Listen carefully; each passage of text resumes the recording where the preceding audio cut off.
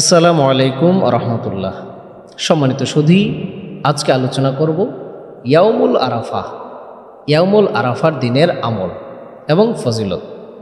সম্মানিত সুধী, ইয়াউমুল আরাফা এটার অর্থ হলো পরিচয় পাওয়া, অবহিত হওয়া। আল্লাহ রব্বুল আলামিনের পয়গম্বর হজরত ইব্রাহিম আলাইহিস সালাম ওনার কলিজার টুকরা হজরত ইসমাইল আলাইহিস সালামকে কোরবানি করার যে সংবাদ পেয়েছিলেন, অবহিত হয়েছিলেন, এই দিনটা ছিল ৯ জিলহজ। এই জন্য এই ৯ জিলহজটাকে ইয়াউমুল আরাফা রাখা হয়েছে।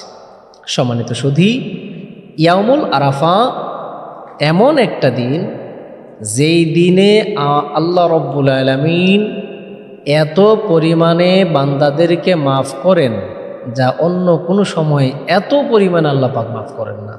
ইয়াউমুল আরাফা হলো গুনাহ মাফের দিন, দোয়া কবুলের দিন।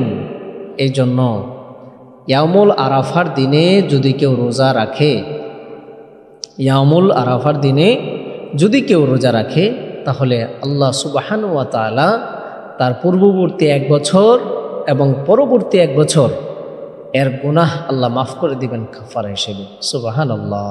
আল্লাহ কত বড় মেহেরবান বান্দার প্রতি, বান্দার গুনাহ ক্ষমা করানোর জন্য।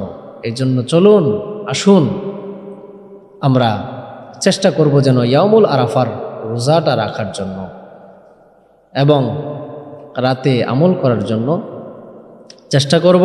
সহিহ মুসলিম শরীফের ১৬৬২ নম্বর হাদিস।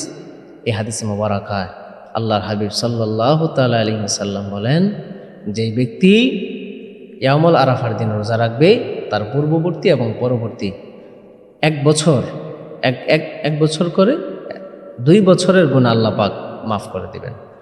সম্মানিত সুধী, আল্লাহ রব্বুল আলামিন আমাদের সবাইকে তৌফিক দান করুক যেন আমরা ইয়াউমুল আরাফার সওয়াব অর্জন করতে পারি, ইয়াউমুল আরাফার দিনে মাফ করাইতে পারি এবং আমাদের কবরবাসী যারা রয়েছেন, আত্মীয় স্বজন, আল্লাহ যেন তাদেরকে মাফ করে দেন, তামাম বিশ্বের মুসলমানদেরকে যেন মাফ করে দেন।